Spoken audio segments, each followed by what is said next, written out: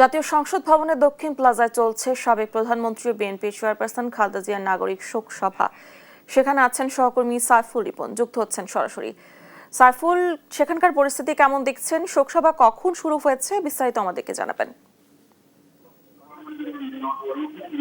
বেলা 2:30টার সময় আজকে নাগরিক শোক সভাটি অনুষ্ঠিত হয়েছে এবং আজকের এই নাগরিক শোক সভায় কিন্তু ইতিমধ্যেই বিভিন্ন রাজনৈতিক দল, বাংলাদেশের বিভিন্ন যে খাতগুলো রয়েছে, কূটনীতিকরা সহ বিভিন্ন খাতের যারা প্রতিনিধিত্ব করেন, সেই প্রতিনিধিরা কিন্তু আজকের এই শোক সভায় অংশগ্রহণ করছেন এবং তাদের প্রত্যেকের স্মৃতিতে কিন্তু করছেন এবং তাদের প্রত্যেকের স্মৃতিতে কিন্তু যেই বিষয়গুলো উঠে আসছে, যে গণতান্ত্রিক আন্দোলনের পাশাপাশি বাংলাদেশে গণতন্ত্র প্রতিষ্ঠায় বিএনপি চেয়ারপারসন খালেদা জিয়ার যে অবদান, সেই অবদান তুলে ধরার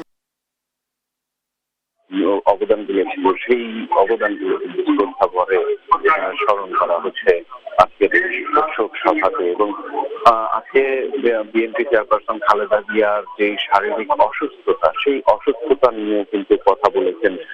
খালেদা জিয়ার চিকিৎসার জন্য যে গঠিত হয়েছে সেই মেডিকেল বোর্ডের প্রধান যিনি এফএম সিদ্দিকী, তিনি কিন্তু আজকে কথা বলেছেন এবং খালেদা জিয়ার যে এই যে শারীরিক অবস্থা, অসুস্থতা তৈরি হওয়া এবং পরবর্তীতে দীর্ঘদিন তাকে চিকিৎসাহীন করে রাখা, সেই অভিযোগের পক্ষে কিছু করা হয়েছে। তিনি বলেছেন যে আওয়ামী লীগ সরকারের সময় তিনি যখন কারাবন্দী, সরকারের পক্ষ থেকে খালেদা জিয়াকে যখন কারাবন্দী করে রাখা হয়েছিল, তার অসুস্থতার সময় সরকার নির্ধারিত হাসপাতালে চিকিৎসা সেবা দেওয়া হয়েছিল। সেখানে যে ওষুধগুলো তাকে গ্রহণ করতে সেবা দেওয়া হচ্ছিল, সেখানে যে ওষুধগুলো তাকে গ্রহণ করতে দেওয়া হয়েছিল আক্রমণ করতে পারে এমনকি কিন্তু